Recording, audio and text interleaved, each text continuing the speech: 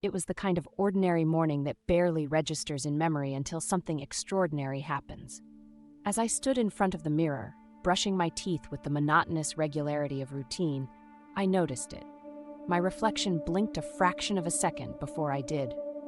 At first, I convinced myself it was a trick of the light, a tired mind playing pranks after too many late nights. But when my reflection began to subtly diverge from my movements, mimicking actions I hadn't performed yet, a cold sense of dread settled in my gut. This wasn't just a mirror malfunction, it was an omen. Days passed, and the reflection grew bolder, its actions more deliberate, as if trying to communicate. It would point behind me to an empty room, or shake its head slowly when I approached the mirror. Every day, the anxiety clawed deeper into my psyche. My friends noticed the change, commenting on my distracted demeanor and hollow eyes.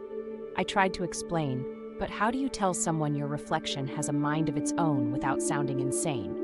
Then, one morning, as I stood frozen before the glass, my reflection mouthed a single word: replace. Desperation drove me to research folklore and superstitions about mirrors, but the cryptic clues only deepened my paranoia.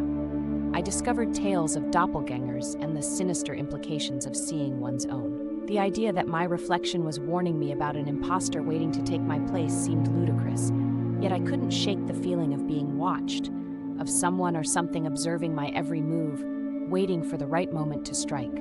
I became a recluse, avoiding mirrors, but their presence was unavoidable, reflective surfaces lurking everywhere. The climax came one stormy night. Lightning flickered, illuminating the room in harsh flashes, and my reflection moved with a sudden urgency, its gestures more frantic, as if time was running out. I stood paralyzed until it pointed to the door. Trembling, I turned and saw a shadowy figure standing in the doorway. It wore my face, but with eyes that glinted with malice. The realization hit me like a wave of ice. The reflection wasn't the threat, it was trying to save me. I bolted, leaving everything behind, but the thought lingered, haunting me. How long until the imposter finds me again?